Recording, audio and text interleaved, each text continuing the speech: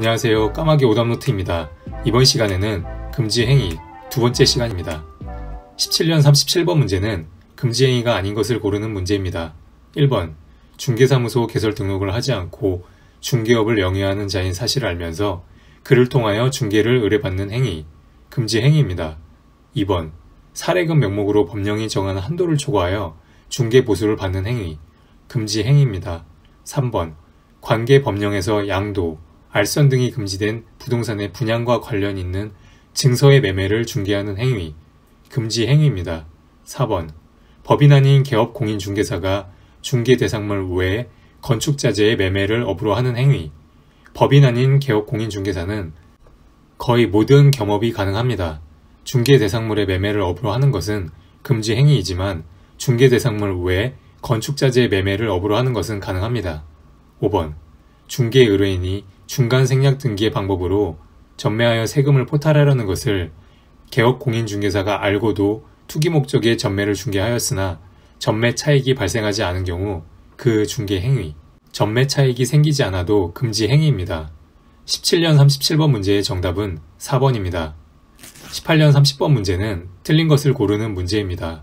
1번 중개 대상물의 매매를 업으로 하는 행위는 금지 행위에 해당한다. 맞습니다. 2번 아파트의 특정 동호수에 대한 분양 계약이 체결된 후 그 분양권의 매매를 중개한 것은 금지 행위에 해당하지 않는다. 맞습니다.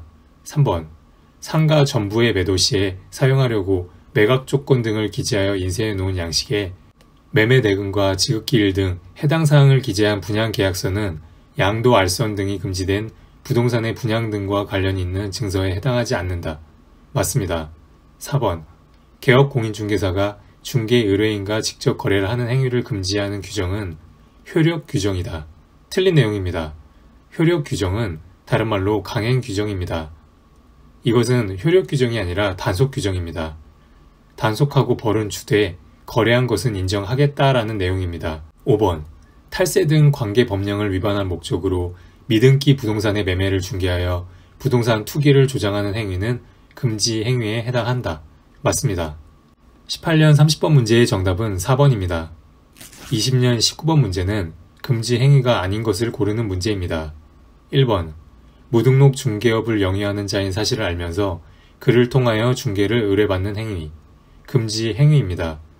2번 부동산의 매매를 중개한 개업 공인중개사가 당해 부동산을 다른 개업 공인중개사의 중개를 통하여 임차한 행위, 다른 개업 공인중개사를 통해서 임차를 한 것이기 때문에 금지 행위가 아닙니다.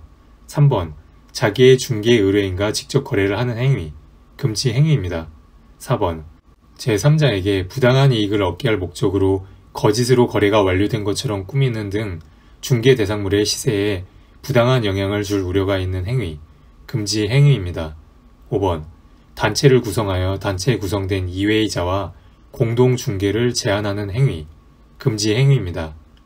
20년 19번 문제의 정답은 2번입니다.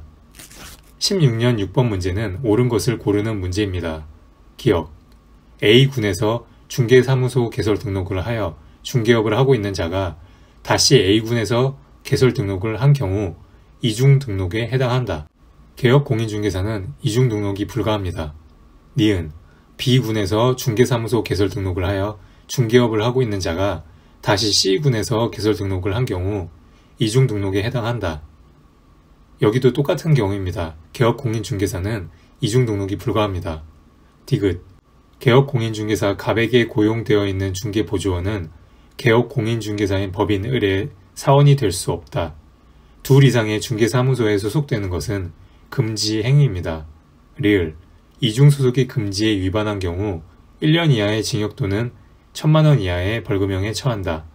이중 소속 금지 위반은 1년 이하의 징역, 1,000만 원 이하의 벌금에 해당합니다. 16년 6번 문제의 정답은 5번 기억, 니은, 디귿, 리을입니다. 18년 32번 문제는 법정 한도 초과 중개 보수 수령 시 틀린 것을 찾는 문제입니다. 문제를 풀기 전에 간단히 설명을 드리면 보수, 실비 초과 수령하는 것은 금지 행위이고 금지 행위는 임의적 개설 등록 취소 사유입니다. 임의적 개설 등록 취소 사유에 해당하면 업무 정지 처분도 가능합니다. 금지 행위와 두 가지가 세트로 가는 것으로 이해하시면 될 것 같습니다. 그리고 1년 이하의 징역 또는 1,000만 원 이하의 벌금도 가능합니다. 문제를 풀어보겠습니다. 1번. 등록관청은 갑에게 업무의 정지를 명할 수 있다. 맞습니다.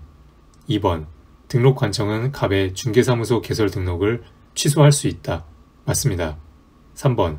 1년 이하의 징역 또는 1,000만 원 이하의 벌금 사유에 해당한다. 맞습니다. 4번. 법정 한도를 초과하는 중개보수 약정은 그 한도를 초과하는 범위 내에서 무효이다. 맞습니다. 5번. 갑이 법정 한도를 초과하는 금액을 중개 의뢰인에게 반환하였다면 금지 행위에 해당하지 않는다. 다시 돌려준다면 괜찮다고 생각하실 수 있을 텐데요. 대법원 판례에 의해서 중개업법 위반 사례에 해당합니다. 틀린 내용입니다. 18년 32번 문제의 정답은 5번입니다.